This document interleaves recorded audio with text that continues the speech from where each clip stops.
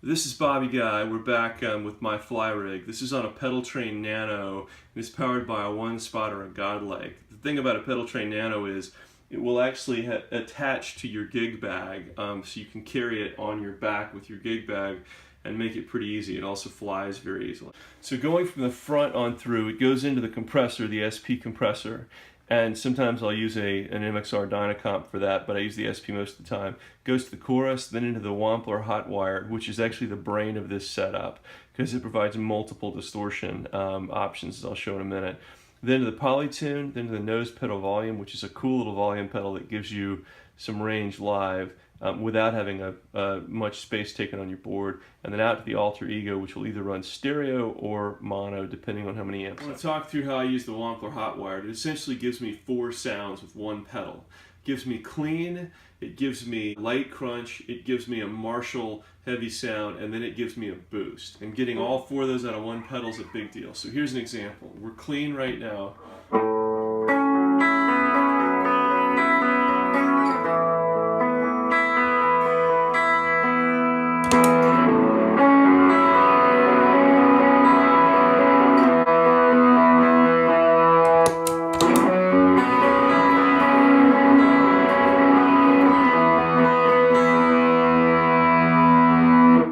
Boost.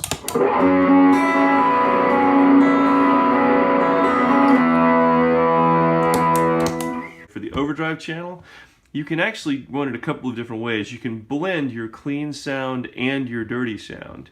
And to do that, this channel alone will actually blend the clean with the dirty. So for example, here it is with very clean without...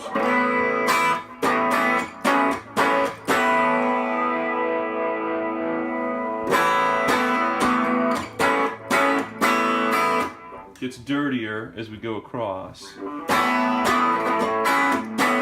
But I typically use it with the blend all the way up and the overdrive pretty far down. And then you've got to boost the volume to get it back.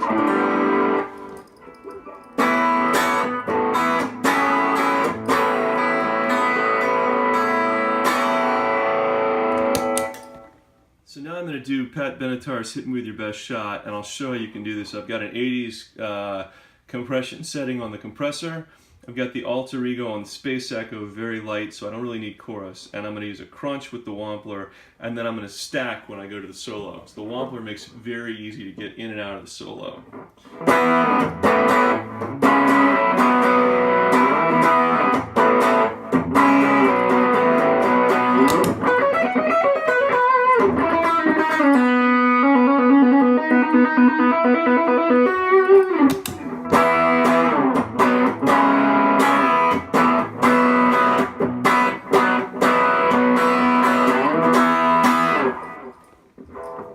Okay, so let's do 8, 6, 7, 5, 3, 0, 9 with this pedal board and show how we go from clean to light crunch into the solo. Okay, so here it is. Off the front, you're in clean, right? So. And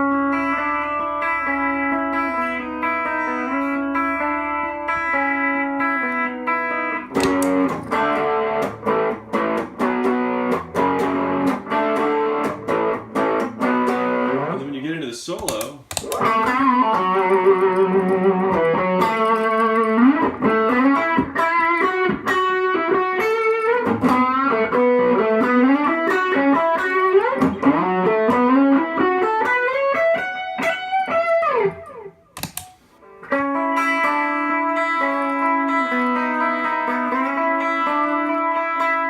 here's an example of being able to go from a distorted rhythm to a boosted lead.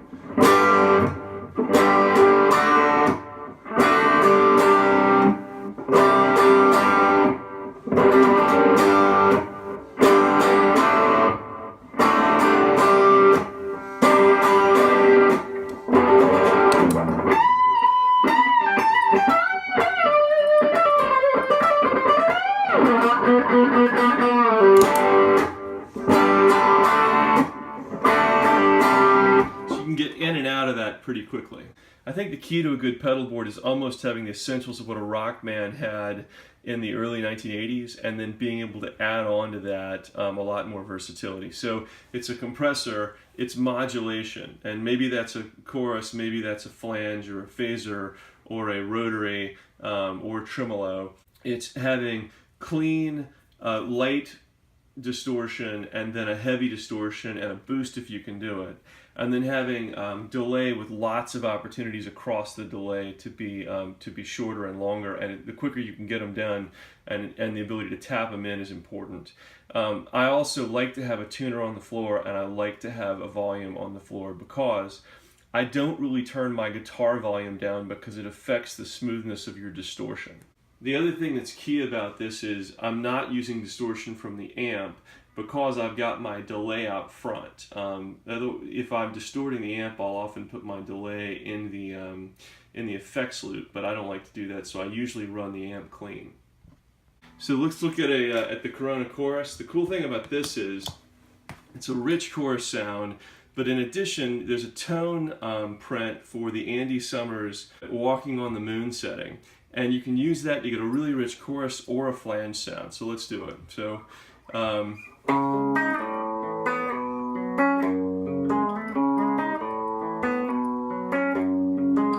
but watch what happens if you take the speed and the depth, and then you run the effects level all the way up.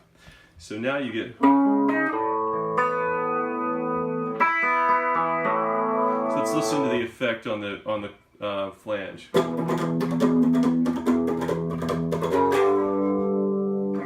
The other thing you can do is you can also set it with the speed pretty high, pull the depth back some, and you get a great vibrato sound.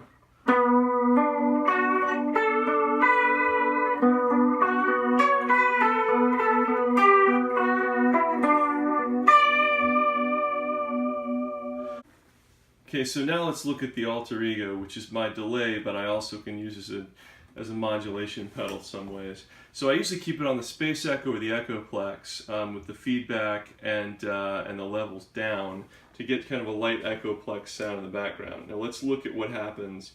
It's an audio tapping, so I can push down, which is a great thing that I'm just pushing on instead of having to tap it, so I can put it on the back of my board.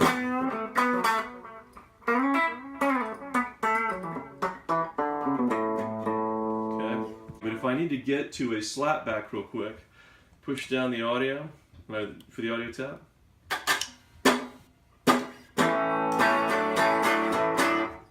Easy to do a slapback, and if I need a reverb sound off of that, I can turn the level up some,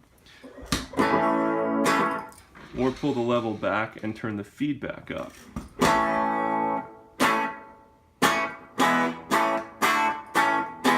And then, if we take the level up, and we take the feedback up, let's see what happens. And get a very good dotted eighth echo off this.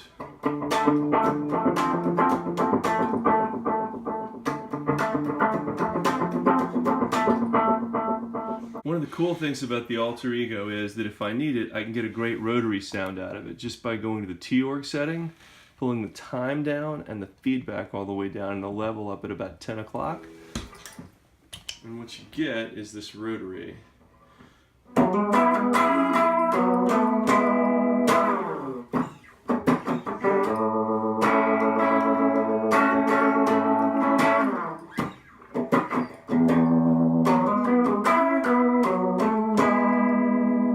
Finally, there's a tone print slot on this that I've got with the Reeves Gabriel's tone print right now. And that tone print is a digital one, and it's great because it won't decay at all. So let's set it for audio tapping. You can hear the signal holds the complete tone. Very 80s sound.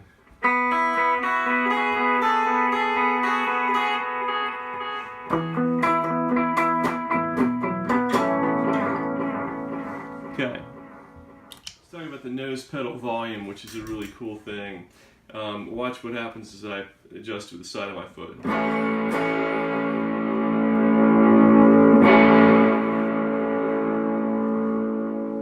So it's easy to pull from the side like that, which is great. So you want it on the end of your board.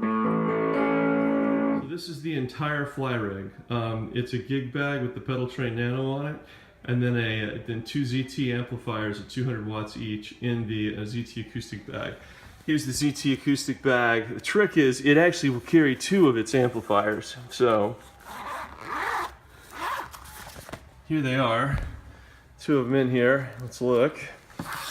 These are 200 watts apiece, and they're small, but they work amazingly well. And you can set them up on top of the bass player's amp at a big gig.